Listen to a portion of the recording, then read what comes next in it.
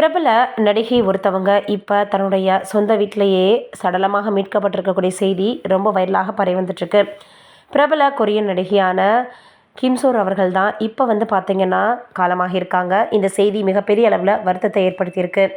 ஸ்னோரோட் அப்படின்ற படத்தில் அறிமுகமாகி நிறைய திரைப்படங்களில் நடிச்சிருக்கிறாங்க. ரசிகர்களுக்கு இவங்களுடைய நடிப்பு ரொம்பவே பிடிச்சு போயிடுச்சு. 24 வயதே ஆன கிம்சோரியன் அவர்கள் இப்போது காலமாக இருக்கக்கூடிய செய்தி மிகப்பெரிய அளவில் ரொம்பவே பார்த்திங்கன்னா வேதனையை கொடுத்துருக்கு.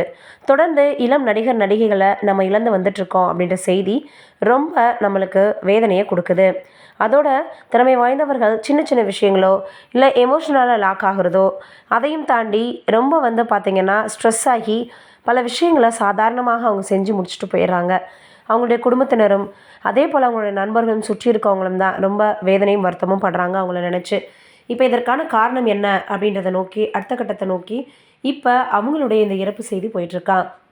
தொடர்ந்து திரைப்பிரபலங்கள் ரசிகர்கள்னு எல்லாருமே அவங்களுக்கு இரங்கலை தெரிவித்து வந்துட்டுருக்காங்க. நம்மளுடைய சார்பாக நடிகையினுடைய ஆன்ம சாந்தி அடையணும்னு கடவுளை வேண்டிக்கலாம். இது ஒரு பக்கம் இருக்க, நடிகை கனகா அவர்கள் நம்மளால் மறக்க முடியாத அளவுக்கு ஒரு பிரபல நடிகையாக வலம் வந்தவங்க. இவங்க தன்னுடைய அம்மா இறந்ததுக்கு அப்புறமாக வீட்டிலே முடங்கி கிடந்தாங்க. நிறைய பேர் அவங்கள பேட்டி எடுக்க நினச்சப்போ கூட முடியலை. மனநிலை பாதிக்கப்பட்ட மாதிரி இருந்தாங்க அப்படின்னு நிறைய விஷயங்கள் பேசப்பட்டுச்சு. குப்பையெல்லாம் மூட்டையாக சேர்த்து வைக்கிறது, வீட்டில் துணிகளை மூட்டை மூட்டையாக சேர்த்து வைக்கிறதுன்னு செஞ்சுருந்தாங்க. தீ விபத்து கூட இதனால் ஏற்பட்டிருந்துச்சு. அப்போ கூட பேட்டி எடுக்க போனப்போ சரி அவங்க யாருக்குமே பதில் கொடுக்கல. மனதளவில் இவங்க பாதிக்கப்பட்டிருக்காங்க. இவங்களுக்கு தன்னுடைய அம்மா இறந்ததுக்கு அப்புறமாக அப்பா சொத்துக்காக செய்த சில விஷயங்கள் பிடிக்கல. அதனால் ஆம்பளைங்கனால இப்படி தான் இருப்பாங்க, அதிக பிரசிங்காக இருப்பாங்க, எனக்கு பிடிக்கல அப்படின்னு எல்லாத்தையுமே இவங்க வெறுக்க ஆரம்பித்தாங்க. இவங்களுக்கு திருமணம் ஆகிருச்சுன்னு பலர் சொன்னாங்க, திருமணம் ஆகலைன்னு சிலர் சொன்னாங்க. இவங்களுடைய தோழியான சபிதா அவர்கள் சொல்லியிருந்தது என்ன அப்படின்னா, அப்பா இவங்களுக்கு பிடிக்காமல் போக அடுத்த திருமணமே அவங்க பண்ணாமலே விட்டுட்டாங்க அப்படின்ற மாதிரி சொல்லியிருக்காங்க. ஆனால் கடைசி வரைக்கும் அவங்களுக்கு திருமணமே ஆகலை, இப்போ தனியாக தான் இருக்காங்க அப்படின்றது குறிப்பிடத்தக்கது. கரகாட்டக்காரன் திரைப்படத்தை அந்த அளவுக்கு எளிதாக நம்மளால் மறந்து விட முடியாது.